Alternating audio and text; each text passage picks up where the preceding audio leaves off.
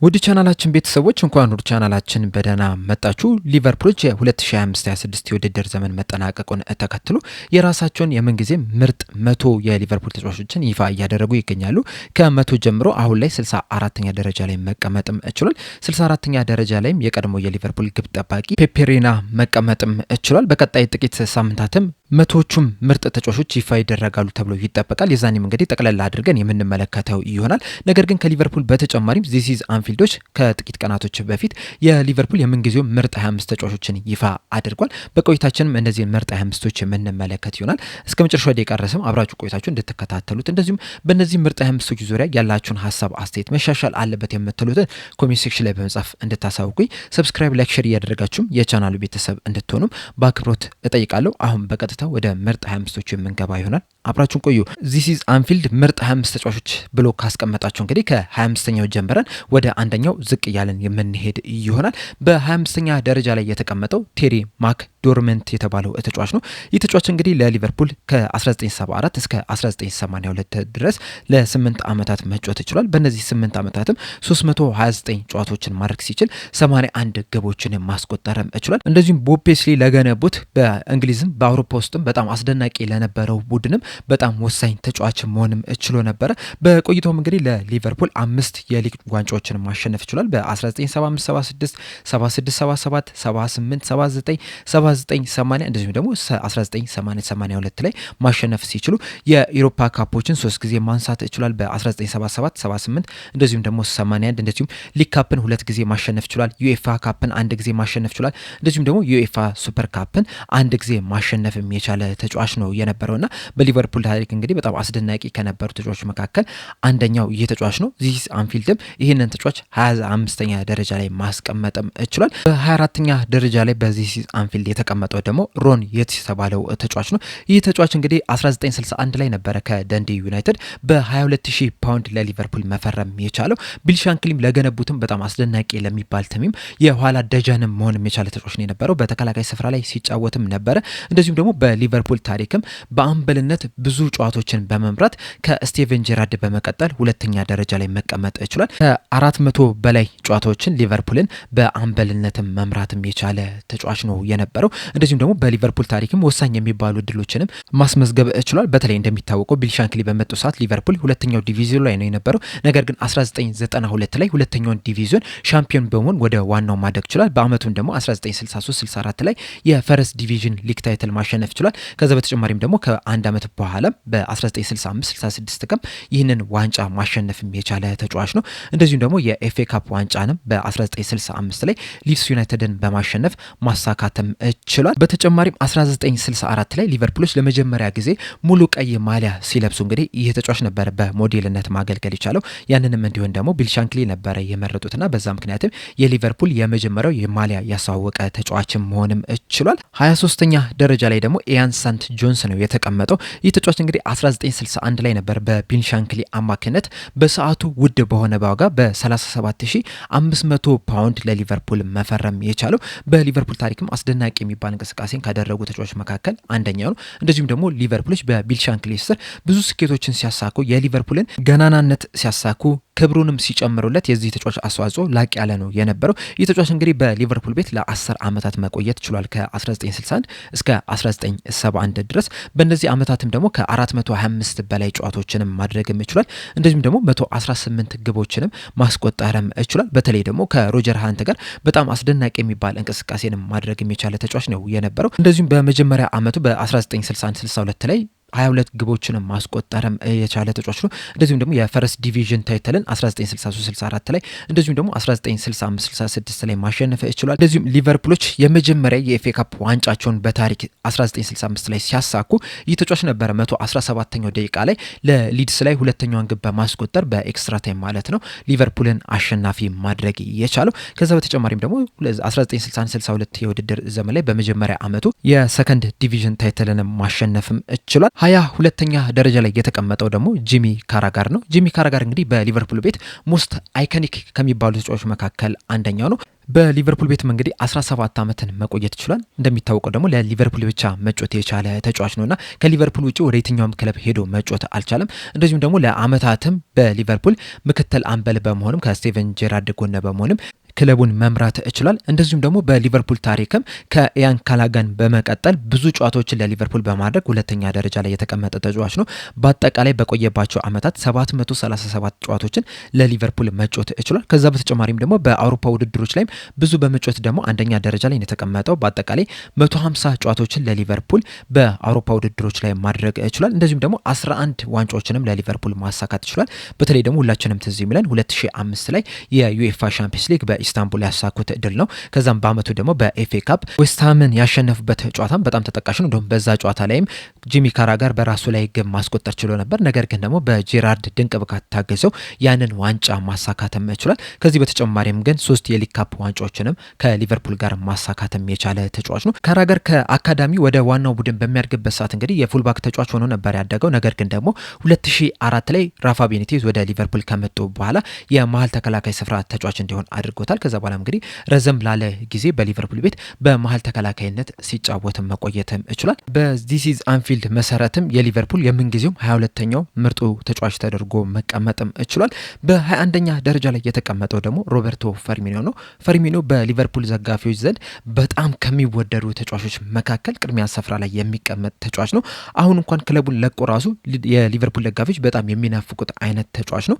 ይህ ተጫዋች እንግዲህ 2015 ላይ ነበረ ከሆፈኔም በ29 ሚሊዮን ፓውንድ አካባቢ በሚጠጋ ገንዘብ ለሊቨርፑል መፈረም የቻለው። በ2023 ድረስም ለ8 ዓመታትም በሊቨርፑል ሲጫወት መመልከት ይችላል። አጠቃላይ በእነዚህ ዓመታትም 362 ጨዋታዎችን ማድረግ ሲችል 111 ግቦችን አስቆጥሯል። እንደዚሁም ደግሞ 72 አሲስተም ማድረግም ይችላል። ሮበርቶ ፈርሚኖ 2015 ላይ ሊቨርፑልን ከተቀላቀለ በኋላ ጥሩ የሚባል አጀማመርን አልነበረም የጀመረው። በተለይ ደግሞ በጊዜው በነበሩት አሰልጣኝ በብሬንደን ሮጀርስ ስር ያን ያህል ተቀባይነት ያገኘ ተጫዋች አልነበረም። እሱ እንዲመጣላቸውም አልፈለጉም ነበረ።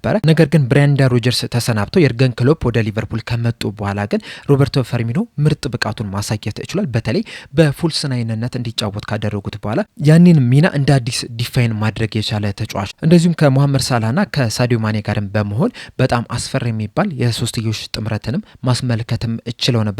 በሊቨርፑል ቤትም በቆየባቸው 8 ዓመታትም አንድ የፕሪሚየር ሊግ 2019-20 ውድድር ዘመን ላይ፣ አንድ የዩኤፋ ሻምፒየንስ ሊግ 2019 ላይ፣ የፊፋ ክለብ ወርልድ ካፕ 2019፣ የኤፍኤ ካፕ፣ የካራባኦ ካፕ እንደዚሁም ደግሞ የዩኤፋ ሱፐር ካፕ ዋንጫዎችን ማሳካትም ችሏል። እስካሁንም ድረስ በሊቨርፑል ደጋፊዎች ዘንድ በጣም የሚወደድ ተጫዋች ነው። ሁልጊዜም ወደ ሊቨርፑል በተመለሰ ቁጥርም በጣም አስደናቂ የሚባልን አቀባበል የሚደረግለት ተጫዋችም ጭምር ነው። ሜዳ ላይም እንግዲህ አስደናቂ እንቅስቃሴንም ሲያደርግ የተመለከትነው ተጫዋች ነው። በዚህም ደግሞ በዚስ ኢዝ አንፊልድ 21ኛ ደረጃ ላይ መቀመጥ ችሏል። በ21ኛ ደረጃ ላይ የተቀመጠው ፊል ቶምሰን ነው። ይህ ሰው እንግዲህ በዛው በኪርክቢ አካባቢ የተወለደ ነው እና በሊቨርፑል አካዳሚ ውስጥም አድጎ መጮትም የቻለ ተጫዋች ነው። 1972 ላይ ነበረ ከማንቸስተር ዩናይትድ ጋር በኦልትራፎርድ የመጀመሪያ የሲኒየር ወይም ደግሞ የዋና ቡድን ጨዋታውን ማድረግም የቻለው። ከዛ በኋላም እንግዲህ ለቀጣይ 13 ዓመታት በሊቨርፑል ቤት ሲጫወት መመልከት ችለናል። በተለይ ደግሞ በቢል ሻንክሊ እና በቦብ ፔስሊ ስር ሊቨርፑሎች ለነበራቸው የተከላካይ ስፍራ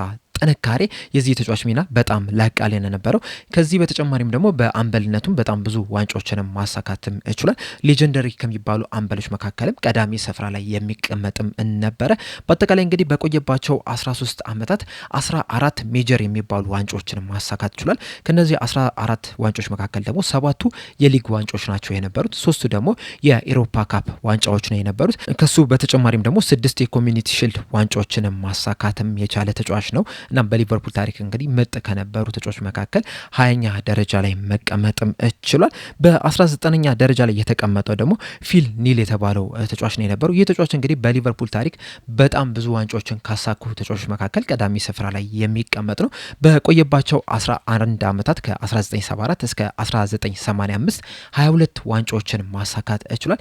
ይህ ተጫዋች እንግዲህ ኖርዛምፕተን ታውን ነበር በ66,000 ፓውንድ ለሊቨርፑል 1974 ላይ መፈረም የቻለው። በሊቨርፑል ታሪክም እንግዲህ በቆየባቸው 11 ዓመታትም በጣም አስደናቂ እንቅስቃሴ ማድረግ ችሏል። በተለይ ደግሞ በምርጥ አቋምን በማሳየትም ከሚጠቀሱ የሊቨርፑል ተጫዋቾች መካከል ቀዳሚ ስፍራ ላይ ነው የሚቀመጠው። እንዲሁም ቅጽል ስሙ ራሱ ሚስተር ኮንሲስታንሲ ነው። ይህ ማለት እንግዲህ ወጥ የሆነ አቋምን ነበረ በቆየባቸው ዓመታት ሲያሳይ የነበረ። በአጠቃላይ በቆየባቸው 11 ዓመታት 8 የሊግ ዋንጫዎችን ማሳካት ችሏል። እንደዚሁም ደግሞ አራት የኢሮፓ ካፕ ዋንጫዎችን ማሳካት የቻለ ተጫዋች ነው።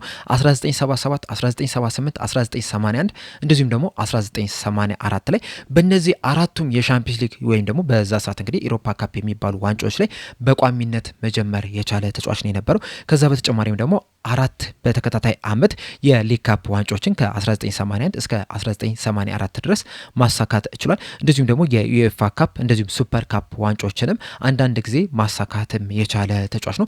በአጠቃላይ እንግዲህ 22 ዋንጫዎችን በሊቨርፑል ማሊያ ማሳካትም ችሏል። 18ኛ ደረጃ ላይ የተቀመጠው ደግሞ አሊሰን ቤከር ነው። ሊቨርፑሎች እንግዲህ ይህንን ግሩም ግብ ጠባቂ 2018 ላይ ነበረ ከሮማ በሰዓቱ ለግብ ጠባቂ ውድ በሆነ ዋጋ ሊያስፈርሙት የቻሉት። በእርግጥ ያ ውድ የሆነ ዋጋ ብዙ አልቆየም። ቼልሲዎች እንግዲህ አሪዛባላጋን ሲያስፈርሙት ያንን ክብረ ወሰን መስበር ችሏል። ነገር ግን በፈረመበት ሰዓት የሊቨርፑልም የዓለማችንም ውድ ግብ ጠባቂ መሆን ችሎ ነበረ ለጥቂት ሳምንታት።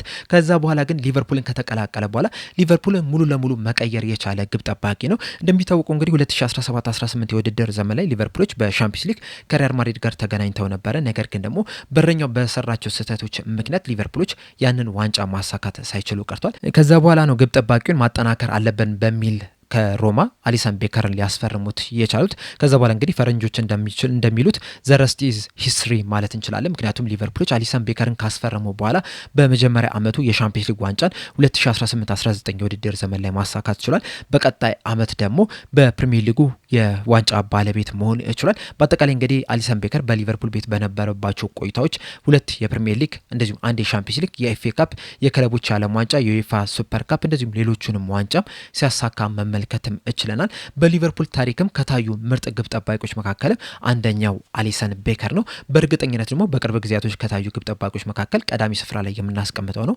በሊቨርፑል ብቻም ሳይሆን በፕሪሚየር ሊጉም ከታዩ እንደዚሁም ደግሞ በዓለማችን ላይም ከታዩ ምርጥ ግብ ጠባቂዎች መካከል አንደኛው ተጠቃሽ አሊሰን ቤከር ነው። ዚስ ኢዝ አንፊልዶችም እንግዲህ 18ኛ ደረጃ ላይ ሊያስቀምጡትም ችለዋል። 17ኛ ደረጃ ላይ የተቀመጠው ኤሚል ሂውስ ነው። ይህንን ተጫዋች ገና ወጣት እያለ ነበረ ቢል ሻንክሊ መርጠው ወደ ክለቡ ማምጣት የቻሉት። በሊቨርፑል ቤትም 12 ዓመታትን መቆየት ሲችል 665 ጨዋታዎችን ማድረግ ችሏል። እንደዚሁም ደግሞ 49 ግቦችንም ለሊቨርፑል ማስቆጠር የቻለ ተጫዋች ነው የነበረው። እንደዚሁም በእነዚህ 12 ዓመታት 10 የሚደርሱ ሜጀር የሚባሉ ዋንጫዎችን ማሳካት ችሏል። 4 የፈርስት ዲቪዥን፣ 2 የኢሮፓ ካፕ፣ 2 የዩኤፋ ካፕ፣ 1 የኤፍኤ ካፕ እንደዚሁም ደግሞ 1 የዩኤፋ ሱፐር ካፕ ዋንጫን ማሳካትም ችሏል። እንደዚሁም ሊቨርፑሎች ለመጀመሪያ ጊዜ 1977 ላይ የዩኤፋ ካፕ በሚያነሱበት ሰዓት የተጫዋች አምበልም ሆኖ ማገልገልም ችሏልና በሊቨርፑል ታሪክ አምበል በመሆን የመጀመሪያ የዩኤፋ ካፕ ዋንጫ ማሳካትም የቻለ ተጫዋችም ጭምር ነው። 16ኛ ደረጃ ላይ ሳዲዮ ማኔ ነው የተቀመጠው። ሊቨርፑሎች እንግዲህ 2016 ላይ ነበር በ34 ሚሊዮን ፓውንድ ከሳውዛምፕተን ወደ ሊቨርፑል ማምጣት የቻሉት። የርገን ክሎፕም ላገነቡት በጣም አስደናቂና በጣም አስፈሪ ለሚባሉ ቡድንም የዚህ ተጫዋች ሚና በጣም ላቅ ያለ ነው የነበረው። በጣም ፈጣን የሚባል ተጫዋች ነው የነበረው። በጣም ጠንካራ ነው። እንደዚሁም ደግሞ ቴክኒካሊም በጣም ጎበዝም ጭምር ነው። እንደዚሁም ደግሞ በጣም ታታሪ የሚባልም ሰራተኛም ጭምር ነው የነበረውና ከሞሐመድ ሳላህና ከሮበርቶ ፌርሚኖ ጋር በመሆንም በጣም አስደናቂ አስፈሪ የሚባለንም ጥምረትንም በእንግሊዝም በአውሮፓ ላይ ማሳካትም ችለው ነበረ። በቆየባቸው አመታትም እንግዲህ የሻምፒዮንስ ሊግ፣ የፕሪሚየር ሊግ፣ የፊፋ ክለብ ወርልድ ካፕ፣ የዩኤፋ ሱፐር ካፕ፣ የኤፍኤ ካፕ እንደዚሁም ደግሞ የሊግ ካፕ ዋንጫዎችንም ማሳካትም ችሏል። በተለይ 2019-20 ውድድር ዘመን ላይ በጣም አስደናቂ የሚባል እንቅስቃሴንም ማድረግም የቻለ ተጫዋች ነው። በተለይ ሁለተኛው አጋማሽ ላይ መሐመድ ሳላህ በተዳከመበት ሰዓት የዚህ ተጫዋች ሚና በጣም ላቅ ያለ የነበረው በጣም ብዙ ጎሎችንም ማስቆጠርም የቻለ ተጫዋችም ነው የነበረው። ሊቨርፑሎችም ከ30 ዓመት በኋላ የፕሪሚየር ሊግ ዋንጫ በሚያሳኩበት ሰዓት የዚህ ተጫዋች ሚና በጣም ላቅ ያለ የነበረው። 2018-19 ላይ ደግሞ ከመሐመድ ሳላህ እኩል 22 ግቦችን በማስቆጠርም የፕሪሚየር ሊጉ ጎልደን ቡትንም ማሸነፍም የቻለ ተጫዋች ነው የነበረውና በአጠቃላይ ከ2016 እስከ 2022 ድረስ በቆየባቸው 6 ዓመታት ለሊቨርፑል 269 ጨዋታዎችን ማድረግ ሲችል 120 ግቦችን አስቆጥሯል። እንደዚሁም ደግሞ 38 አሲስቶችን ማስመዝገብ የቻለ ተጫዋች ነው። በአጠቃላይ እንግዲህ 6 የሚደርሱ ሜጀር የሚባሉ ዋንጫዎችንም ማሳካትም ችሏል። 15ኛ ደረጃ ላይ የተቀመጠው ደግሞ ኢያን ካላጋን የተባለው ተጫዋች ነው። ይህ ተጫዋች እንግዲህ በሊቨርፑል ታሪክ በጣም ብዙ ጨዋታዎችን ለሊቨርፑል በማድረግ ቀዳሚ ስፍራ ላይ የሚቀመጥ ተጫዋች ነው። በሊቨርፑል ቤት ከ1960 እስከ 1978 ድረስ ለ18 ዓመታት ሲጫወት መቆየት ችሏል። በእነዚህ 18 ዓመታት ደግሞ 857 ጨዋታዎችን ማድረግ የቻለ ተጫዋች ነውና በክለቡ ታሪክ ብዙ ጨዋታዎችን በመጫወት ቀዳሚ ስፍራ ላይ ተቀምጧል። በእነዚህ ጨዋታዎችም 68 ግቦችን ማስቆጠር ይችላል። ከነዚህ 857 ጨዋታዎች መካከል ደግሞ 640 ጨዋታዎችን በሊግ ነበረ ማድረግ የቻለው። በቆየባቸው 18 ዓመታትም 5 የፈርስት ዲቪዥን ዋንጫዎችን ማሳካት ይችላል። እንደዚሁም ደግሞ 2 የኤሮፓ ካፕ ዋንጫዎችን ሲያሳካ 2 የኤፍኤ ካፕ ዋንጫዎችን አንስቷል። እንደዚሁም 2 የዩኤፋ ካፕ ዋንጫ ማሳካት የቻለ ተጫዋች ነው። እንደዚሁም 1974 ላይ የአመቱ ምርጥ ተጫዋችም ተብሎ መመረጥም ችሏል። 14ኛ ደረጃ ላይ ሮጀር ሃንትን የተቀመጠው ይህ ተጫዋች እንግዲህ በሊቨርፑል ታሪክ ከታዩ በጣም ምርጥ ግብ አስቆጣሪዎች መካከል ቀዳሚ ስፍራ ላይ የሚቀመጥ ተጫዋች ነው። በአጠቃላይ እንግዲህ በሊቨርፑል ቤት 11 ዓመታትን መቆየት ይችላል። በእነዚህ 11 ዓመታት 492 ጨዋታዎችን አድርጓል። በእነዚህ 492 ጨዋታዎች ብቻ ግን 285 ግቦችን ማስቆጠር ይችላል። ከነዚህ 285 ግቦች ደግሞ 244ቱን ግቦች ማስቆጠር የቻለው በሊጉ ላይ ብቻ ነውና በአጠቃላይ በሊቨርፑል ታሪክ ብዙ ግቦችን በማስቆጠር ከኤአራሽ በመቀጠል ሁለተኛ ደረጃ ላይ ተቀምጧል። ነገር ግን ደግሞ በሊጉ ብቻ ብዙ ጎሎችን በማስቆጠር በሊቨርፑል ታሪክ ቀዳሚ ስፍራ ላይ የሚቀመጥ ተጫዋች ነው። በተጨማሪም ከ1962 እስከ 1969 ባሉት 8 ዓመታትም በሊቨርፑል ቤት ብዙ ጎሎችን በማስቆጠር የሊቨርፑል ከፍተኛ ግብ አስቆጣሪ በመሆን ቀዳሚ ስፍራ ላይ መቀመጥ የቻለ ተጫዋች ነውና ለ8 ዓመታት ለሊቨርፑል ብዙ ጎሎችን ማስቆጠርም ችሏል። እንደዚሁም መሐመድ ሳላህም ሪካርዱን እስከሚሰብርበት ድረስ ለብዙ ዓመታት 100 ጎሎች ላይ ለመድረስ ጥቂት ጨዋታዎችን የፈጀበትም ተጫዋችም ጭምር ነው የነበረውና በጣም ግሩም ግብ አስቆጣሪ ነው የነበረው። እንደዚሁም ደግሞ የተጫወታቸውን ጨዋታዎች ብዛትና ያስቆጠረውን ግብ ስንመለከት ራሱ በጣም አስደናቂ የሚባል አጥቂ እንደነበረ መመልከትም እንችላለን። እንደዚሁም በሊቨርፑል በቆየባቸው ዓመታትም 2 የፈርስት ዲቪዥን ዋንጫዎችን ማሳካት ይችላል። 1 የኤፍኤ ካፕ ዋንጫ እንደዚሁም ደግሞ 1 የሰከንድ ዲቪዥን ዋንጫዎችን ማሳካትም የቻለ ተጫዋች ነው የነበረው። 13ኛ ደረጃ ላይ የተቀመጠው ደግሞ ራይ ክላመንስ ነው። ይህ ግብ ጠባቂ በሊቨርፑል ታሪክ ከታዩ ምርጥ ግብ ጠባቂዎች መካከል ቀዳሚ ስፍራ ላይ የሚቀመጥ ነው። ከአሊሰን ቤከርም በላይ ምርጥ ግብ ጠባቂ እንደሆነ ነው የሚነገርለት። ቢል ሻንክሊ ነበሩ እንግዲህ ገና በ18 ዓመቱ 1967 ላይ በ18000 ፓውንድ ለሊቨርፑል ማስፈረም የቻሉት እስከ 1981 ድረስም በሊቨርፑል ቤት ለ14 ዓመታት መቆየት ይችላል። በተለይ ከ1970 ጀምሮ ደግሞ የሊቨርፑል ቀዳሚ ቁጥር 1 ግብ ጠባቂ መሆንም ይችላል። በአጠቃላይም ለሊቨርፑል 665 ጨዋታዎችን ማሳካትም የቻለ ተጫዋች ነው የነበረው። የመጨረሻ ጨዋታውንም በድል ነበረ ያጠናቀቀው። 1981 ላይ ሊቨርፑሎች በሻምፒየንስ ሊጉ ከሪያል ማድሪድ ጋር ተገናኝተው ነበረ። ጨዋታውን በማሸነፍ የሻምፒየንስ ሊግ ባለቤት መሆን ይችላል። ያም ጨዋታ የራያን ክላሜንስ የመጨረሻ ጨዋታ ሆኖ መመዝገብም ችሏል። በአጠቃላይ በሊቨርፑል ቤት ያስመዘገበውን ሪከርድ ስንመለከት በአጠቃላይ 665 ጨዋታዎችን ማድረግ ይችላል። ይህም ደግሞ በሊቨርፑል ታሪክ ብዙ ጨዋታዎችን በማድረግ 4ኛ ደረጃ ላይ መቀመጥ ይችላል። በእነዚህ ጨዋታዎችም ውስጥ ደግሞ 323ን በክሊንሺት ነበር ማስመዝገብ የቻለው። እንደዚሁም ደግሞ በአንድ የውድድር ዘመን ጥቂት ጎሎችን በማስቆጠር በፕሪሚየር ሊጉ በአጠቃላይ ታሪክ ራሱ ቀዳሚ ስፍራ ላይ የሚቀመጥ ነው። በ1978/79 የውድድር ዘመን ላይ 42 ጨዋታዎች በሚደረግበት ወቅት ላይ 16 ግቦችን ብቻ ነበረ ማስተናገድ የቻለው። ከነዚህ 16 ግቦች መካከል ደግሞ 4ቱ ብቻ ናቸው በአንፊልድ የተቆጠሩበት። በዚህም ደግሞ እስካሁን ድረስ ያልተሰበረ ሪከርድ ሆኖ መመዝገብ ችሏል። በተጨማሪም ከሴፕቴምበር 1972 እስከ ማርች 1978 ድረስ 336 ጨዋታዎችን ያለማቋረጥ መጮት የቻለ ተጫዋች ነው። እንደዚሁም ደግሞ 12 ሜጀር የሚባሉ ዋንጫዎችን ማሳካት ይችላል። እነዚህም ደግሞ 3 የሻምፒየንስ ሊግ ዋንጫዎችን፣ 5 የፈርስት ዲቪዥን፣ 2 የዩኤፋ ካፕ ወይም ደግሞ ኢሮፓ ሊግ የሚባለው፣ እንደዚሁም ደግሞ 1 የኤፍኤ ካፕ፣ 1 የካራባኦ ካፕ፣ 1 ደግሞ የዩኤፋ ሱፐር ካፕ ዋንጫዎችን ማሳካት የቻለ ተጫዋች ነው የነበረው። 12ኛ ደረጃ ላይ የተቀመጠው ደግሞ ሮቢ ፎለር ነው። በሊቨርፑል ደጋፊ ዘንድ ጎድ የሚል ቅጽል ስም የተሰጠው ሮቢ ፎለር 1993 ላይ ነበረ ለሊቨርፑል ዋናው ቡድን የመጀመሪያ ጨዋታውን ማድረግ የቻለው። እስከ 2001 ድረስም በዚሁ በዋናው ቡድን መጫወት ችሎ ነበር። ከዛ ሊቨርፑል ለቆ ነበረ። ነገር ግን 2006 ላይ በቤኒቴዝ አማካኝነት በድጋሚ ወደ ሊቨርፑል ተመልሶ የመጨረሻ የእግር ኳስ ህይወቱን ማጠናቀቅ ችሏል። በአጠቃላይ በቆየባቸው አመታት እንግዲህ 369 ጨዋታዎችን ለሊቨርፑል ማድረግ ሲችል 183 ግቦችንም ማስቆጠርም ችሏል። በሊቨርፑል ቤትም ከታዩ ምርጥ አጥቂዎች መካከል አንደኛው ሮቢ ፎለር ነበረ። በተለይ ደግሞ በእንግሊዝ እግር ኳስ ታሪክ 3 የውድድር ዘመናትን ሙሉ ለሙሉ ተጫውቶ ከ30 ግቦች በላይ በማስቆጠር የመጀመሪያው ተጫዋች ሮቢ ፎለር ነው። በጣም ፈጣን የነበረው፣ በጣም ጠንካራ ምቶችን ይመታ ነበረ። እንደዚሁም ደግሞ ቴክኒካሊም በጣም ጎበዝም ጭምር ነበረ። ሊቨርፑሎችም 2001 የውድድር ዘመን ላይ 3 ዋንጫዎችን ሲያሳኩ የኤፍኤ ካፕ፣ የሊግ ካፕ እንደዚሁም ደግሞ የዩኤፋ ካፕ በሚያሸንፉበት ሰዓት የዚህ ተጫዋች አስተዋጽኦ በጣም ከፍተኛ የሚባል ነው የነበር። እንደዚሁም 1995 እና 96 ላይም በተከታታይ አመት የአመቱ ምርጡ ወጣት ተጫዋች የሚል ሽልማትም ተሰጥቶታል። እንደዚሁም 1994 ላይ አርሰናል ላይ በ4 ደቂቃ ከ33 ሰከንድ 3 ግቦችን በማስቆጠር ሪከርድን ማስመዝገብም ችሎ ነበረ።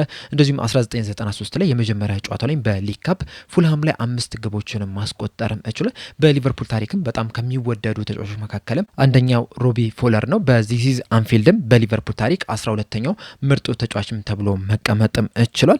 በ11ኛ ደረጃ ላይ የተቀመጠው ደግሞ ኬቨን ኪገን ነው። ይህ ተጫዋች እንግዲህ 1971 ላይ ነበር በ35,000 ፓውንድ ሊቨርፑልን መቀላቀል የቻለው። የሰዓቱም እንግዲህ የሊቨርፑል ሱፐርስታር የሚባልም ተጫዋችም ጭምር ነው የነበረው። በጣም ታክቲካሊ ኢንተሊጀንት ነው። እንደዚሁም ደግሞ ጠንካራ የሚባል ተጫዋች ነው። ለጎልም አይን ያለውም ተጫዋችም ጭምር ነው የነበረው። እስከ 1977 ድረስም በጣም አስደናቂ የሚባል እንቅስቃሴም አድርጓል። በቆየባቸው አመታትም እንግዲህ የተለያዩ ዋንጫዎችን ማሳካትም የቻለ ተጫዋች ነው የነበረው።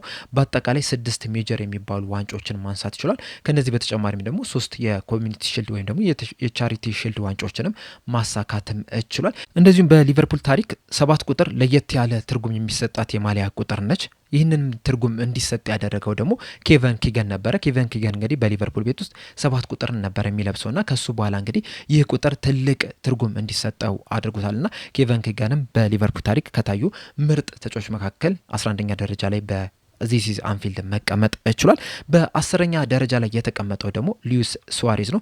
ሊቨርፑሎች እንግዲህ በኬኒ ዳግሊሽ አማካኝነት ነበር 2011 ጃንዋሪ ወር ላይ ይህንን ተጫዋች ከአያክስ በ22.8 ሚሊዮን ፓውንድ በሚጠጋ ገንዘብ ማስፈረም የቻሉት። እስከ 2014 ድረስም በሊቨርፑል መቆየት ችሏል። በእነዚህ በቆየባቸው የ3 ዓመት ተኩል ጊዜ ውስጥም 133 ጨዋታዎችን ማድረግ ሲችል 82 ግቦችንና 31 አሲስቶችን ማስመዝገብ ችሏል። በፕሪሚየር ሊጉ ብቻ ደግሞ 110 ጨዋታዎችን አድርጎ 69 ግቦችን ማስቆጠር ችሏል። ይህ ማለት እንግዲህ በየ134 ደቂቃው አንድ ጎል ቢያንስ የሚያስቆጠር ተጫዋች ነው። እንደዚሁም ደግሞ 6 ሃትሪኮችንም በቆየባቸው አመታትን ማስመዝገብም ችሏል። በተለይ ደግሞ 2013-14 የውድድር ዘመን ላይ 33 ጨዋታዎችን ብቻ አድርጎ 31 ግቦችን ማስቆጠር ችሏል። በዛ ጊዜ እንግዲህ እንደምታስታውሱት የመጀመሪያዎቹን 5-6 ጨዋታዎችን በቅጣት ምክንያት አልተጫወተም ነበር። እንደዛም ቢሆንም ግን በሲዝኑ መጨረሻ የአውሮፓ የወርቅ ጫማ፣ የፕሪሚየር ሊግ የወርቅ ጫማ እንደዚሁም ደግሞ በፕሌየር ኦፍ ዘይር፣ ፉትቦለር ኦፍ ዘይር የሚሉ ሽልማቶችን ማግኘትም የቻለ ተጫዋችም ጭምር ነበረ።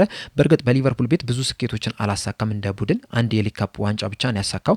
ነገር ግን ደግሞ በግሉ በጣም ምርጥ ተጫዋች ነው የነበረው። 9ኛ ደረጃ ላይ የተቀመጠው ቢሊ ሊድርስ ነው። ቢሊ ሊድርስ በሊቨርፑል ታሪክ በጣም ግሬተስት ከሚባሉ እንደዚሁም ደግሞ በጣም ተጽዕኖ ከፈጠሩ ተጫዋቾች መካከል አንደኛው ቢሊ ሊድርስ ነው። በተለይ ደግሞ 1940ዎቹና 50ዎቹ አካባቢ ላይ እንግዲህ የዚህ ተጫዋች ተጽዕኖ በሊቨርፑል ላይ በጣም ላቅ ያለ ነው የነበረው። ቢሊ ሊድርስ ገና ቲኔጀር እያለ ወይም ደግሞ 10ዎቹ ቤት እያለ ነበር 1938 ላይ ለሊቨርፑል መፈረም የቻለው። ከዛ በኋላም ለ23 ዓመታት በሊቨርፑል መቆየት ይችላል። ከሊቨርፑል ውጪም ለማንም ክለብም አልተጫወተም እና በቆየባቸው 23 ዓመታትም እንግዲህ 534 ጨዋታዎችን ማድረግ ሲችል 228 ግቦችንም ለሊቨርፑል ማስቆጠርም ይችላል። በተለይ ሊቨርፑሎች እንግዲህ በ1940ዎቹና 50ዎቹ ላይ በጣም የተቸገረ ክለብ ነው የነበረው። ብዙ ውጣ ውረዶችን ማሳለፍ የቻለ ክለብ ነው የነበረው። እንደዛም ቢሆንም ግን ቢሊ ሊድርስ ሊቨርፑልን ተሸክሞ ወደፊት ሲያራምድ የተመለከትነው ተጫዋች ነው። በተለይ ደግሞ በዛ ምክንያትም የዚህ ተጫዋች ሊቨርፑል ላይ ያለው ተጽዕኖ ከፍተኛ ከመሆኑ የተነሳ ሊቨርፑሎች በሰዓቱ ሊድል ፑል ተብሎ ነበረ የሚጠሩት። የሚያሳየው ደግሞ የቢሊ ሊድርስ ሊቨርፑል ላይ ያለው ተጽዕኖ በጣም ከፍተኛ እንደነበረም ጭምር ነው። እንደዚሁም ከ1949 እስከ 50 ከ1957 እስከ 58 በነበሩት 9 የውድድር ጊዜያቶች ውስጥ 8ቱን በከፍተኛ ግብ አስቆጣሪነት ነበረ መጨረስ የቻለው። እንደዚሁም 1946-47 የውድድር ዘመን ላይ የፈረስ ዲቪዥን የሊግ ዋንጫ ማሸነፍም የቻለ ተጫዋች ነው የነበረው። በተጨማሪም 1950 ላይ ለመጀመሪያ ጊዜ በኤፍኤ ካፕ የፍጻሜ ጨዋታ ላይም ሊቨርፑል ሲሳተፉም ይህ ተጫዋች በቡድን ውስጥም ነበረ። በእርግጥ ያንን ጨዋታ በአርሰናል 2-0 ተሸንፏል። ነገር ግን በሊቨርፑል ታሪክ ለመጀመሪያ ጊዜ በኤፍኤ ካፕ የዋንጫ ተፋላሚ መሆንም ችሎ ነበረ። በዚህም በአሰራው አስተዋጽኦ በዚስ አንፊልድ በሊቨርፑል ታሪክ ከታዩ ምርጥ ተጫዋች መካከል 9ኛ ደረጃ ላይ ተቀምጧል። 8ኛ ደረጃ ላይ የተቀመጠው አለን ሃንሰን ነው። ይህ ተጫዋች እንግዲህ በሊቨርፑል ታሪክ ከታዩ በጣም ምርጥ ከሚባሉ ተከላካይ መስመር ተጫዋቾች መካከል ቀዳሚ ስፍራ ላይ የሚጠቀስ ተጫዋች ነው። ቦብ ፔስሊ ነበሩ እንግዲህ 1977 ላይ ይህንን ተጫዋች በ100,000 ፓውንድ ማስፈረም የቻሉት። ከዛ በኋላ እንግዲህ ለ14 ዓመታት በሊቨርፑል መጫወት ችሏል። 1985 ላይም የሊቨርፑል አምበልም እንዲሆንም መመረጥም ችሏል። በአጠቃላይ እንግዲህ በቆየባቸው 14 ዓመታት 620 ጨዋታዎችን ማድረግም ችሏል። እንደዚሁም ደግሞ ሊቨርፑሎች ለመጀመሪያ ጊዜ የኤፍኤ ካፑንና የሊግ ዋንጫን በሚያሸንፉበት ሰዓት 1986 ላይ የቡድኑ አምበልም መሆንም ችሏል። እንደዚሁም ከ1920 የውድድር ዘመን በፊት ለመጨረሻ ጊዜ በ1990 ላይ የሊጉን ዋንጫም ሲያሸንፉ አለን ሃንሰን የሊቨርፑል አምበል ነበረ። በአጠቃላይ አለን ሃንሰን በቆየባቸው 14 ዓመታት 17 ሜጀር ዋንጫዎችን ማሸነፍ ችሏል።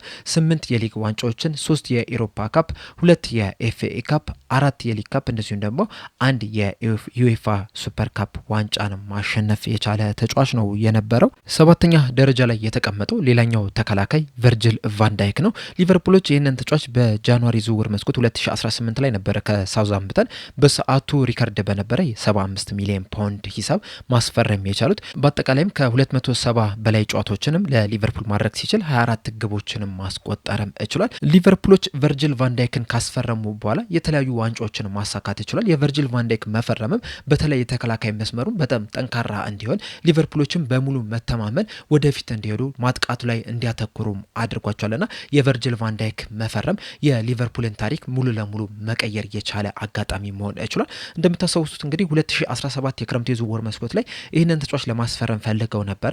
ነገር ግን ደግሞ ሳውዛምፕተንን ሳያስፈቅዱ ተጫዋቹን በማነጋገራቸው ምክንያት ሳውዛምፕተኖች ክስ መስርተው ነበረ። በዛ ምክንያትም ሊቨርፑሎች ለተጨማሪ 6 ወር በዛው በሳውዛምፕተን እንዲቆይ ዝም ብለው ነበረ። ከዛ በኋላ ግን የጃንዋሪ ዝውውር መስኮት ልክ እንደተከፈተ 75 ሚሊዮን ፓውንድ በመክፈል ነበረ ወደ ሊቨርፑል ማምጣት የቻሉት። እሱ ከመጣም በኋላ የሊቨርፑል ተከላካይ ስፍራ በጣም ጠንካራ መሆን ችሏል። እስካሁንም ድረስ እሱ በሚኖርበትና እሱ በማይኖርበት ሰዓት የሊቨርፑል ቡድን የተለያየ አይነት መልክን ነው ይዞ ሲመጣ የተመለከት ነውና የሱ መፈረም ሊቨርፑሎች ከዛ በኋላ ላሳኩት ሁሉንም ዋንጫዎች ለማንሳታቸውም ትልቅ ሚና መወጣትም ችሏል። ወደ ሊቨርፑል ከመጣም በኋላ 2 ጊዜ የፕሪሚየር ሊግ ዋንጫ እንደዚሁም የሻምፒየንስ ሊግ ዋንጫ፣ የኤፍኤ ካፕ፣ የካራባኦ ካፕ፣ የዩኤፋ ሱፐር ካፕ እና የክለቦች የዓለም ዋንጫንም ማሳካት የቻለ ተጫዋችም ጭምር ነው። በተለይ ደግሞ 2024 ላይ በካራባኦ ካፕ የፍጻሜ ጨዋታ ላይም የማሸነፊያ ግብን ማስቆጠርም የቻለ ተጫዋች ነው የነበረውና ለሊቨርፑል በጣም ከፍተኛ አገልግሎት ከሰጡ በተለይ ደግሞ በቅርብ ጊዜያቶች ከታዩ በጣም ግሩም ከሚባሉ ተከላካዮች መካከል አንደኛው ቨርጅል ቫንዳይክ ነው። በሊቨርፑልም በአጠቃላይ በታሪክም ከታዩ ምርጥ ተጫዋቾች መካከልም 7ኛ ደረጃ ላይ መቀመጥ ችሏል። በ6ኛ ደረጃ ላይ የተቀመጠው በሊቨርፑል ታሪክ ከታዩ ምርጥ የመሃል ሜዳ ተጫዋቾች መካከል አንደኛው የሆነው ግራም ሱነስ ነው። ሊቨርፑሎች ይህንን ተጫዋች 1978 ጃንዋሪ የዝውውር መስኮት ላይ ነበረ ከሚድልስቦሮ በሰዓቱ ለክለቡ ጉድ በሆነ ሂሳብ በ352,000 ፓውንድ ሊያስፈርሙት የቻሉት። እስከ 1984 ድረስ በሊቨርፑል መቆየት ችሏል። በዚህ በቆየባቸው ዓመታትም 359 ጨዋታዎችን ማድረግ ሲችል 55 ግቦችን ማስቆጠር ችሏል። እንደዚሁም ደግሞ 12 ሜጀር የሚባሉ ዋንጫዎችን ማሳካት ችሏል። ከዛ በተጨማሪም 3 የቻሪቲ ሺልድ ዋንጫዎችን ማሳካትም ችሏል። በተጫዋችነት ጊዜው እንግዲህ በጣም አግሬሲቭ የሚባል እንደዚሁም ደግሞ ብሪሊያንት የነበረም ተጫዋችም ጭምር ነው። በተለይ የመሃል ሜዳውም ሞተርም ጭምር ነው የነበረውና በጣም አስደናቂ የሚባሉ ጊዜያቶችንም ከሊቨርፑል ጋር ማሳለፍም የቻለ ተጫዋች ነው የነበረው። በ5ኛ ደረጃ ላይ የተቀመጠው ደግሞ ጆን ባርነስ ነው። በሊቨርፑል ቤት ከታዩ በጣም ኤክሳይትድ የሆኑ እንደዚሁም ደግሞ ቴክኒካሊ በጣም ጊፍትድ ከሆኑ የክንፍ ተጫዋቾች መካከል አንደኛው ግራም ሱነስ ነው። ይህ ተጫዋች እንግዲህ 1988 ላይ ነበረ በክረምት የዝውውር መስኮት በኬኒ ዳግሊሽ አማካኝነት በ900,000 ለሊቨርፑል መፈረም የቻለው። በሊቨርፑል ቤትም ከ1987 እስከ 1997 ድረስ ለ10 ዓመታት መቆየት ችሏል። በእነዚህ 10 ዓመታትም 407 ጨዋታዎችን ማድረግ ሲችል 108 ግቦችንም ማስቆጠርም ችሏል። በቆየባቸው አመታትም 2 የሊግ ዋንጫዎችን እንደዚሁም ደግሞ የኤፍኤ ካፕ 2 ዋንጫዎችን የሊግ ካፕ 1 ዋንጫ በአምበልነት እንደዚሁም ደግሞ በተጫዋችነትም ደግሞ 1988 እና 1990 ላይ ፒኤፍኤ ፕሌየር ኦፍ ዘ ይር እንደዚሁም ደግሞ ፉትቦለር ኦፍ ዘ ይር ሚል ሽልማቶችንም ማግኘትም የቻለ ተጫዋች ነው የነበረው። በአራተኛ ደረጃ ላይ የተቀመጠው ደግሞ ሙሐመድ ሳላህ ነው። ሙሐመድ ሳላህ ከ9 ዓመት በፊት 2017 ላይ ከሮማ ከፈረመ ጀምሮ በጣም አስደናቂ የሚባል እንቅስቃሴን ማድረግ የቻለ ተጫዋች ነው። በተለይ ደግሞ በመጀመሪያ ዓመቱ 2017-18 የውድድር ዘመን ላይ 38 የፕሪሚየር ሊግ ጨዋታዎች መደረግ ከጀመሩ ጀምሮ 32 ግቦችን በማስቆጠር ከፍተኛው ግብ አስቆጣሪ መሆን ችሎ ነበር። እንደዚሁም ደግሞ በቆየባቸው ዓመታትም 4 ጊዜ የጎልደን ቡት አሸናፊ መሆን ይችላል። 2 ጊዜ ደግሞ ፕሌየር ኦፍ ዘ ሲዝን አዋርድንም ማሸነፍ የቻለ ተጫዋች ነው። እንደዚሁም በሊቨርፑል ቤትም 2 የፕሪሚየር ሊግ ዋንጫዎችን የሻምፒየንስ ሊግ፣ የኤፍኤ ካፕ፣ የሊግ ካፕ፣ የዩኤፋ ሱፐር ካፕ እንደዚሁም ደግሞ የክለቦች የዓለም ዋንጫንም ማሳካትም የቻለ ተጫዋችም ጭምር ነው። ባለፉት 9 ዓመታትም ባደረጋቸው ጨዋታዎች 257 ግቦችን በማስቆጠር ከኤራሽ እና ከሮጀር ሃንት በመቀጠል የሊቨርፑል የምንጊዜም ከፍተኛው 3ኛ ግብ አስቆጣሪ መሆንም ችሏል። 2025-26 የውድድር ዘመን ላይ ጥሩ የሚባልን የውድድር ዘመን አሳልፏል ማለት ያስቸግራል። እንደዛም ቢሆንም ግን በታሪክ በሊቨርፑል ቤት ከታዩ ምርጥ ተጫዋቾች መካከል ተጠቃሹ ተጫዋች ሙሐመድ ሳላህ ነው። በሶስተኛ ደረጃ ላይ የተቀመጠው ኤራሽ ነው። ኤራሽ እንግዲህ በሊቨርፑል ቤት ውስጥ በጣም ከፍተኛ ግብ በማስቆጠር ቀዳሚ ስፍራ ላይ የተቀመጠ ተጫዋች ነው። በአጠቃላይ እንግዲህ 660 ጨዋታዎችን ለሊቨርፑል ማድረግ ይችላል። በእነዚህ 660 ጨዋታዎች ደግሞ 346 ግቦችን በማስቆጠር የሊቨርፑል የምንጊዜውም ከፍተኛ ግብ አስቆጣሪ ነው። በ1983-84 የውድድር ዘመንም 47 ግቦችንም በአንድ የውድድር ዘመን በማስቆጠር የአውሮፓ ከፍተኛ ግብ አስቆጣሪ በመሆን የአውሮፓ ጎልደን ቡት አሸናፊ መሆንም ችሏል። እንደዚሁም በኤፍኤ ካፕም ብዙ ጎሎችን በማስቆጠር ቀዳሚ ስፍራ ላይ የሚቀመጥ ተጫዋች ነው። በሊግ ካፕ ታሪክም 49 ግቦችን ማስቆጠር ችሏል። እንደዚሁም ደግሞ ኤቨርተን ላይም 25 ግቦችን በማስቆጠርም ቀዳሚ ስፍራ ላይ የተቀመጠ ተጫዋች ነው። በአጠቃላይም በሊቨርፑል ቤት 16 ዋንጫዎችን ማሸነፍ ችሏል። 5 የሊግ ዋንጫዎችን፣ 2 የኢሮፓ ካፕ ዋንጫዎችን ወይም ደግሞ የሻምፒየንስ ሊግ ዋንጫዎችን፣ 3 የኤፍኤ ካፕ፣ 5 የኤፍኤል ካፕ ወይም የካራባኦ ካፕ እንደዚሁም ደግሞ 1 የዩኤፋ ሱፐር ካፕ ዋንጫዎችን ማሳካት የቻለ ተጫዋች ነው። ሁለተኛ ደረጃ ላይ የተቀመጠው ደግሞ ስቴቨን ጄራርድ ነው። ስለ ስቴቨን ጄራርድ እንግዲህ ብዙ ነገሮችን ማለት ያለብኝ ራሱ አይመስለኝም። በሊቨርፑል እንግዲህ ለ17 ዓመታት መቆየት ይችላል። ከ1998 እስከ 2015 ድረስ በእነዚህ በቆየባቸው ዓመታት ደግሞ 710 ጨዋታዎችን ማድረግ ይችላል።